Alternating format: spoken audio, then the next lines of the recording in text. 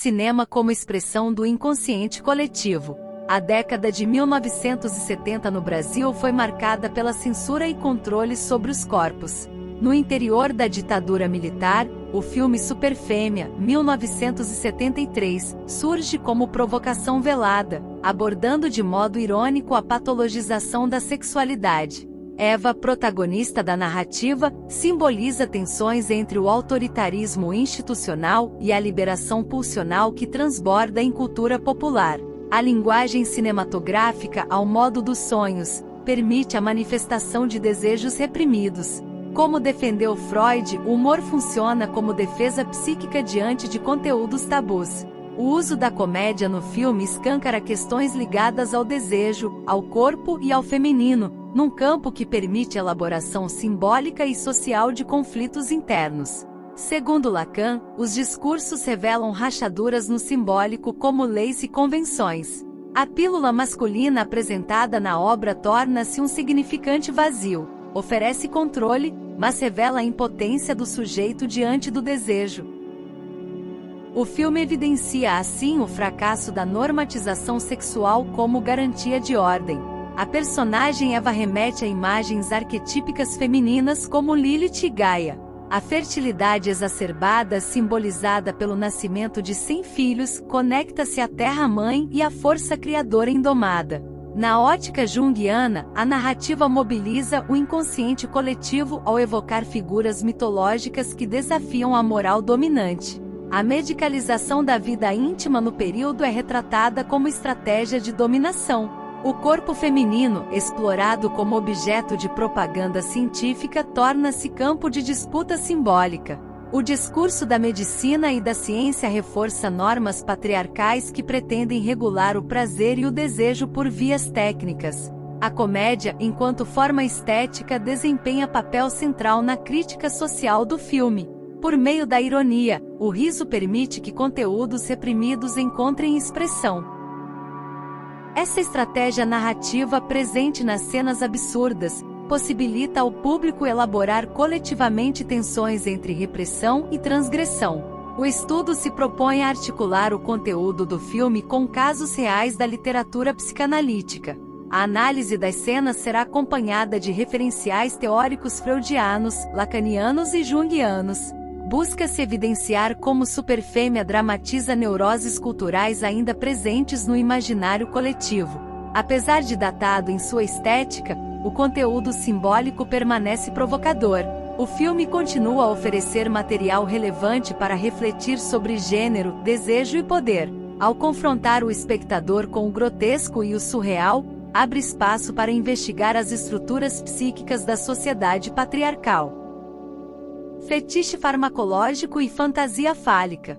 A pílula masculina funciona como um objeto simbólico que encobre a angústia da castração. Ao oferecer controle artificial sobre a sexualidade, ela substitui o poder fálico pela promessa técnica. A medicalização do desejo revela a fragilidade psíquica que a lógica fetichista tenta ocultar. Desejo deslocado e projeção ansiosa. O medo é deslocado do corpo para o comprimido. Assim como o pequeno Hans projetava seu temor no cavalo, os homens do filme depositam sua insegurança na pílula. A publicidade transforma o medicamento em escudo simbólico contra a impotência imaginária. Mercadoria do gozo e discurso capitalista. Na lógica do capital, o desejo é mercantilizado. A propaganda transforma a potência sexual em promessa vendável, colapsando o desejo na performance. O objeto é reduzido a produto, e o sujeito é mantido na ilusão de que a falta pode ser preenchida pela técnica. Corpo como palco de marketing simbólico. Eva dança com embriões gigantes enquanto o jingle embala slogans fálicos. A cena dramatiza o absurdo de uma ciência que simula controle absoluto sobre a reprodução. A racionalidade é caricaturada como espetáculo, revelando o burlesco da técnica sem ética. Trickster e subversão do discurso científico. Eva personifica o trickster arquetípico, figura que confunde e desestabiliza as normas. Sua presença transforma o laboratório em palco mítico de engano e revelação. O conhecimento, longe de ser neutro, aparece contaminado pelo desejo de controle. Desejo e angústia no teatro do corpo. Os trajes científicos e os gestos ensaiados escondem a ansiedade masculina diante do feminino. A performance grotesca expõe a tentativa desesperada de domar o desejo. O corpo feminino, simbolizado por Eva, resiste à domesticação técnica, sublimação e humor como válvula crítica. O riso gerado pela cena atua como mecanismo de sublimação. A piada não elimina o desconforto, mas o torna assimilável. A psicanálise reconhece no humor uma via indireta para acessar conteúdos recalcados sem confronto direto. Pílula como significante vazio. No nível do simbólico, o comprimido torna-se um significante flutuante. Promete virilidade, mas aponta para a ausência real de segurança. O discurso científico falha em preencher o vazio do desejo, expondo o colapso da autoridade simbólica. Imagem feminina e desejo escópico. A cena constrói o corpo de Eva como objeto do olhar, encenando o prazer de ver sem ser visto. O jogo entre luz, transparência e silêncio intensifica a erotização da imagem. A exposição é ambígua, satisfaz a curiosidade voyeurística, mas também ameaça. Fetichismo visual e defesa psíquica. O corpo seminudo serve como fetiche que nega a castração simbólica. A beleza idealizada encobre o temor do feminino descontrolado. A câmera, ao congelar um instante, participa do mesmo mecanismo defensivo, estetizar o medo para torná-lo tolerável. Olhar invertido e poder simbólico. Eva, ciente de estar sendo observada, altera a dinâmica do desejo. Seu sorriso devolve o olhar ao observador, rompendo a posição passiva. A cena inverte os papéis e revela o olhar como campo de disputa entre sujeito e outro, persona estética e sombra rejeitada. A imagem projetada de perfeição oculta o conteúdo sombrio associado à sexualidade. A persona de Eva é construída para agradar, enquanto sua sombra perturba. A negação da integração entre essas faces gera desconforto coletivo mascarado de admiração. Desejo ambivalente e ameaça simbólica. O comentário, ela é perfeita, mas assustadora, sintetiza o paradoxo masculino diante do desejo. O ideal feminino, quando ganha agência, transforma-se em perigo. A beleza, ao invés de suavizar, intensifica a inquietação sexual reprimida. Fotografia como captura simbólica. O ato de fotografar não apenas registra, mas tenta fixar um desejo em constante fuga. A máquina torna-se metáfora da mente que tenta controlar o inconsciente. No entanto, cada clique é também fracasso em apreender o real do corpo feminino. Estética e violência simbólica. A suavidade visual não apaga a violência do olhar que reduz. A cena revela como a beleza pode ser instrumento de domínio. O corpo é emoldurado, segmentado, transformado em objeto simbólico a serviço do gozo alheio. Eva como espelho arquetípico. A personagem encarna o arquétipo que reflete os medos e fascínios coletivos. Ao mesmo tempo idealizada e temida, ela representa um espelho simbólico onde a cultura se reconhece e se nega. A imagem estética torna-se, assim, campo de conflito inconsciente. Ambiente cotidiano e ruptura onírica. O café, símbolo da rotina masculina, é subitamente invadido por uma lógica de sonho. A presença de Eva transforma o espaço em palco para o irracional. Objetos flutuam e a ordem simbólica do local se dissolve sem explicação racional. Recalcamento falho e retorno do desejo. A cena revela a falência do recalque que sustenta o equilíbrio psíquico. O riso de Eva e o delírio visual evidenciam que o desejo, mesmo negado, retorna de forma distorcida. A masculinidade ali reunida é desestabilizada pela emergência do inconsciente. Subversão do simbólico pela fantasia.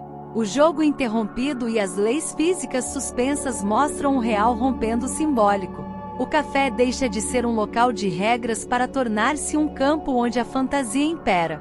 O desejo reprimido se manifesta através da desordem lúdica e inquietante. Descontrole como sintoma coletivo. A hipnose dos homens e sua perda de controle indicam a fragilidade de sua posição simbólica. A figura de Eva age como catalisadora da desorganização. O colapso do comportamento masculino remete a sintomas histéricos em forma coletiva. A mulher como agente do inconsciente. Eva encarna a força disruptiva do inconsciente que não se deixa domesticar. Sua presença não é apenas sedutora, mas também desestabilizadora. Ela não simboliza apenas um objeto de desejo, mas também a ameaça do desejo que escapa ao controle. Riso como linguagem do oculto. O riso alto de Eva no final da cena atua como índice do indizível. Representa a transgressão que não precisa ser explicada, apenas sentida. Sua risada desconcerta por ser deslocada, como sintomas que escapam à lógica discursiva, mitologia simbólica e repetição arquetípica. A cena ecoa mitos antigos em que mulheres sedutoras desencadeiam catástrofes. Circe, por exemplo, encantava homens e os transformava. Essa repetição arquetípica remete a forças ancestrais que continuam a operar nos símbolos modernos. Café como cenário do inconsciente coletivo. O espaço do café funciona como expressão simbólica de um inconsciente compartilhado. A desordem ali não é apenas individual, mas cultural. O comportamento dos homens evidencia uma estrutura social que teme e deseja a feminilidade potente. Laboratório como arena simbólica. O ambiente científico revela-se um palco onde se encenam angústias sociais. A suposta objetividade do discurso médico é atravessada por tensões inconscientes. A impotência aqui escapa à explicação fisiológica e expõe seu caráter simbólico. Impotência e conflito psíquico. O medo de perder o controle se impõe como principal sintoma masculino. Esse temor não diz respeito ao corpo, mas a uma ameaça interna. A cena revela a impotência como expressão de um conflito edípico não resolvido, marcado por culpa e rivalidade. A autoridade simbólica em colapso. A incapacidade dos cientistas em oferecer respostas sólidas revela a crise da metáfora paterna. A figura da autoridade está ausente, e o discurso vacila diante do desejo. O nome do pai não opera como referência, instaurando um vazio simbólico. Disfarce racional do pânico. O debate técnico esconde o desespero dos participantes diante da perda de potência. A linguagem científica funciona como defesa contra a angústia. No entanto, o uso excessivo da razão não neutraliza o medo, apenas o dissimula. Fuga da vulnerabilidade masculina. Os homens recusam admitir a fragilidade, transferindo a culpa para o objeto externo. A pílula se torna o bode expiatório de um mal-estar mais profundo. A resistência ao feminino surge como tentativa de manter uma identidade ameaçada. Impotência como sintoma cultural. A disfunção sexual deixa de ser apenas clínica para se tornar sintoma coletivo. Representa o colapso de um ideal masculino sustentado por estruturas caducas. O discurso da virilidade falha ao tentar compensar o esvaziamento simbólico. Herói ferido e individuação bloqueada. A figura do cientista impotente evoca o herói mitológico ferido que se recusa a transformar sua dor em conhecimento. Sem integrar a ferida como parte da jornada, o processo de individuação não se realiza. O medo imobiliza o crescimento interior. Ciência e repressão emocional. O uso da tecnologia para suprimir sintomas mascara a recusa de escutar o inconsciente. A ciência, apresentada como salvadora, revela-se instrumento de repressão. A cena denuncia a tentativa falha de controlar a sexualidade por meios externos. Explosão simbólica da fertilidade. O parto surreal com centenas de bebês representa a irrupção de um poder feminino ilimitado. Eva deixa de ser corpo erotizado e torna-se princípio criador. A imagem desafia o controle masculino sobre a reprodução e desestabiliza a ordem fálica. Multiplicação e angústia da perda. Os clones repetidos simbolizam a perda de singularidade frente à potência do feminino. A repetição excessiva produz inquietação, evocando o inquietante freudiano. A cena funciona como o retorno do reprimido diante da tentativa de medicalizar o desejo. Pulsão de vida em excesso. A fertilidade extrema expressa a pulsão de vida em sua forma mais bruta. O excesso vital se aproxima da pulsão de morte, rompendo os limites do prazer. A junção paradoxal entre criação e destruição reflete a ambivalência do desejo inconsciente. Inversão do poder reprodutivo. Ao assumir o controle sobre a geração da vida, Eva subverte a narrativa tradicional. O gesto de rir enquanto para indica domínio sobre o corpo e sobre o outro. A maternidade não é mais passiva, mas uma arma simbólica contra o sistema patriarcal. O gozo além do simbólico. O ato de parir incessantemente não é apenas biológico, mas representa um gozo que ultrapassa a linguagem. Lacan descreve esse gozo como algo que escapa à ordem fálica.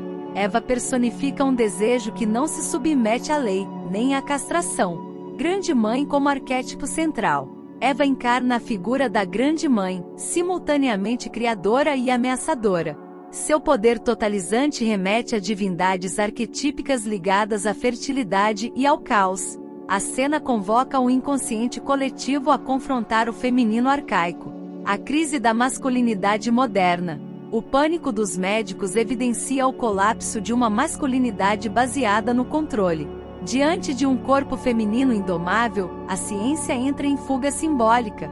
O medo da fecundidade vira metáfora do medo da autonomia feminina. Riso como ruptura e soberania. O riso de Eva ao final rompe com qualquer tentativa de domesticação simbólica. Ele afirma uma subjetividade que não se curva à normalização. O humor final é um gesto de soberania diante do olhar que tentou reduzi-la ao objeto. Humor e sublimação do desejo. O jingle utiliza o humor como estratégia para abordar tabus sexuais. A letra permite que o público enfrente a sexualidade com leveza, funcionando como mecanismo de defesa. A arte transformadora libera tensões reprimidas e facilita a aceitação social. Ejaculação como foco simbólico. A ênfase na ejaculação revela um conflito profundo relacionado ao controle do corpo masculino. Esse ato biológico torna-se um símbolo da ansiedade diante da potência e da vulnerabilidade. O jingle expõe uma tensão cultural entre desejo e medo. Mercadoria do desejo. A canção reduz o desejo a um produto consumível, refletindo o discurso capitalista. Essa transformação objetiva a sexualidade, esvaziando-a de seu significado subjetivo. O consumo da pílula vira promessa de uma masculinidade mercantilizada e padronizada. Infantilização e resistência. Os cantores trajando ternos e agindo mecanicamente, evocam o arquétipo do eterno jovem. Essa figura simboliza o medo da maturidade sexual e da responsabilidade emocional. A cena sugere uma resistência inconsciente ao enfrentamento do próprio desejo, alienação do gozo masculino. Ao transformar o gozo em mercadoria, o jingle denuncia a alienação do sujeito em relação ao prazer. A objetificação impede a experiência plena do desejo, reduzindo-o a um ato mecânico. Essa alienação é reflexo das estruturas sociais que regem a sexualidade.